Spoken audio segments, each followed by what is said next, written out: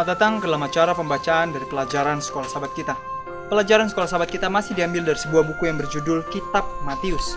Sebuah kitab yang kembali akan mengajak kita untuk melihat kehidupan Kristus dari kelahirannya, dari silsilahnya, dari apa yang dia ajarkan, dan bagaimana kehidupannya, kematian, kebangkitan, serta rencana yang besar bagi kehidupan kita.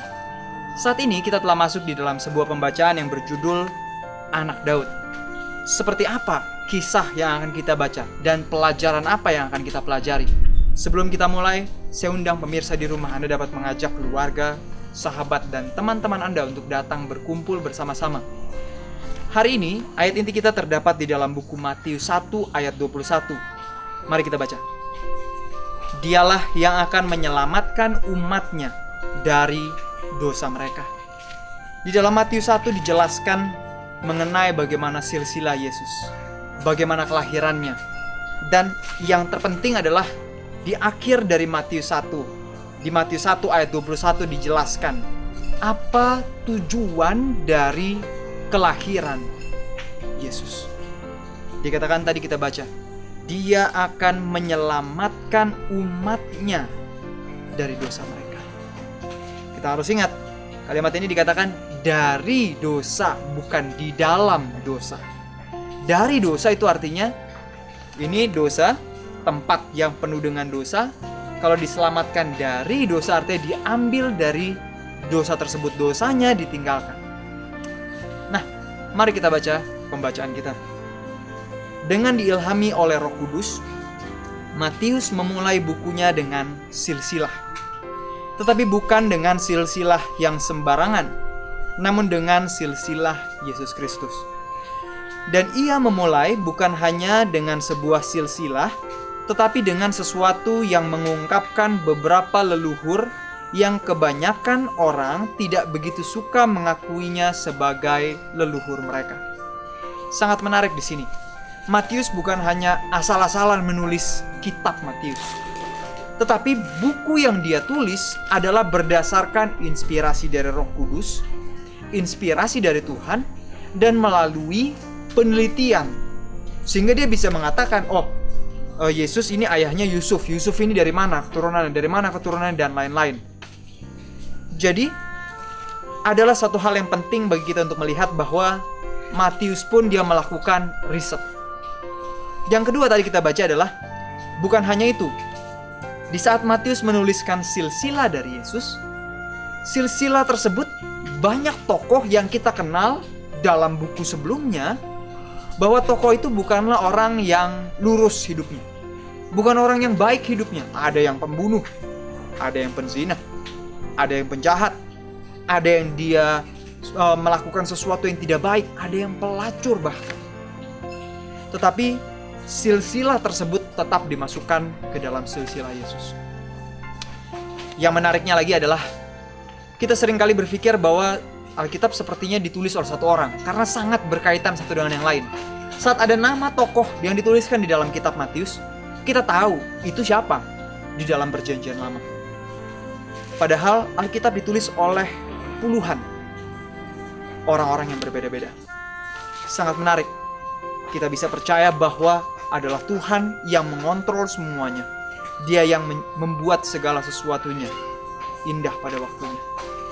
Hari ini kita melihat, seringkali kita merasa bahwa kita punya leluhur, atau kita punya orang tua, atau mungkin kita punya kakek atau nenek yang mereka punya masa lalu yang buruk, masa lalu yang kelam.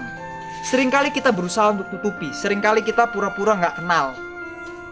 Jangankan keluarga, teman saja, kalau kita punya teman dengan masa lalu yang buruk, atau teman kita ini dikenal nakal, jahat, atau dia punya beberapa sikap yang tidak baik, seringkali kita akan berusaha untuk menghindari mereka, berpura-pura tidak kenal, walaupun sebelumnya kita adalah teman yang baik.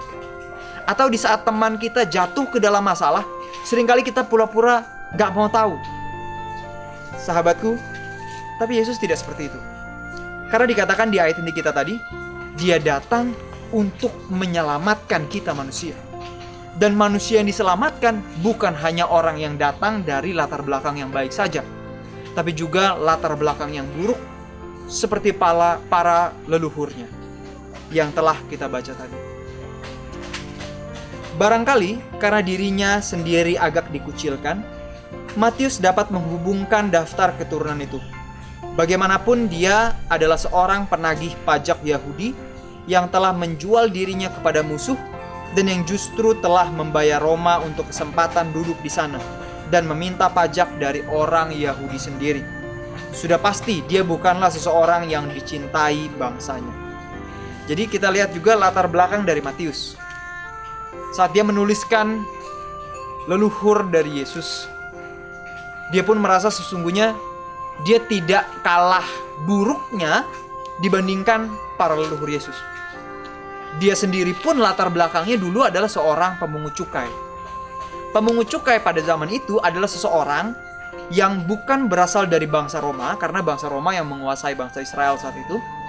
Dan mereka bisa menjadi penagih pajak oleh karena mereka pun membayar kepada pemerintahan Roma supaya mereka bisa diangkat menjadi jabatan seperti itu, menjadi seorang pemungut cukai. Jadi itu bisa dikatakan bukan pekerjaan yang baik juga.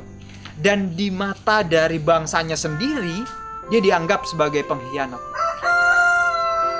Tetapi satu hal yang pasti bisa kita lihat di sini adalah di saat Matius mempelajari siapa leluhur dari Yesus, dia melihat berbagai nama yang dituliskan di sana. Dia pun menyadari bahwa Yesus mengasihi orang tersebut, walaupun mereka telah melakukan dosa dan kesalahan. Dia bisa mengatakan bahwa kalau Yesus mengasihi Rahab yang adalah seorang pelacur, Daud yang dulunya membunuh panglimanya sendiri, dia yang tadinya adalah seorang yang penzinah, dia berzinah dengan istri orang lain. Kalau Yesus mengasihi mereka, mengampuni mereka dan mau mengubahkan mereka, Matius sendiri pun memiliki harapan bahwa dia pun bisa berubah. Mari kita baca selanjutnya. Meskipun manusia mungkin akan melihat pada penampilan di luar, tetapi Tuhan melihat hati. Dan sudah pasti dengan melihat hati Matius, Tuhan memilihnya. Dia yang dulunya adalah seorang penagih pajak yang dibenci, yang berada di antara murid-muridnya. Dan saat dipanggil, Matius menerima. Dia meninggalkan kehidupan yang lalu untuk kehidupan yang baru di dalam Yesus. Begitulah Matius mengikuti Tuhannya. Dia menyimpan catatan-catatan dan suatu hari dia akan memberikan kembali sesuatu bagi bangsanya dan bagi dunia. Tapi ini bukan catatan penerimaan pajak, tetapi gantinya adalah sebuah catatan yang berharga tentang kehidupan dari Yesus. Matius, dia yang pada akhirnya dipanggil oleh Yesus dan dia menerima panggilan tersebut. Setelah dia menerima panggilan itu, dia bukannya dia jadi murid Yesus sambil menjadi pemungut cukai. Enggak. Dia tinggalkan pekerjaan yang lamanya. Dia tinggal masa lalunya yang buruk. Dia tinggalkan sifat buruknya. Dan dia mengikuti Yesus. Sahabatku, inilah Yesus yang disebut sebagai anak Daud. Datang dari latar belakang keluarga yang kelam. Ada juga yang baik. Tetapi dia datang untuk menyelamatkan umatnya. Sahabatku, hari ini betapapun buruknya keadaan kita, betapapun buruknya masa lalu kita, percayalah, Tuhan hadir untuk menyelamatkan kita dari dosa kita. Seperti bagaimana Yesus menyelamatkan Matius dari dosanya sebagai pemungut cukai. Dari keinginan Matius yang tadinya hanya ingin untuk memperkaya diri, makanya dia membeli jabatannya untuk menjadi pemungut cukai. Yesus menarik Matius keluar, menjadikannya manusia yang baru. Kalau kita membaca pada kutipan dari Ellen G. White, dikatakan, itulah sebabnya maka setiap orang berdosa dapat datang kepada Kristus.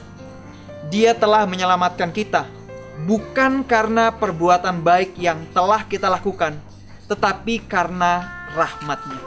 Titus 3 ayat 5. Sahabatku, bukan karena perbuatan baik kita, bukan karena sikap baik kita, bukan karena waduh ini udah pelayanan, ikut memberikan sumbangan di jemaat. Bukan itu yang memberikan keselamatan kepada kita. Sahabatku, kita harus ingat, oleh karena Kristus, oleh karena rahmat-Nya sajalah kita bisa diselamatkan. Karena seseorang mungkin bisa melakukan perbuatan yang baik tapi dengan motif yang buruk.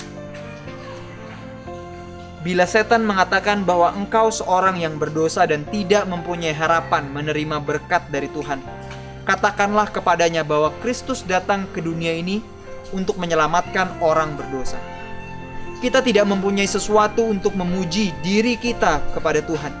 Tetapi permohonan yang kita pohonkan sekarang dan selamanya ialah ucapan kita yang dalam keadaan tidak berdaya, sehingga menjadikan kuasa penebusannya menjadi suatu keperluan.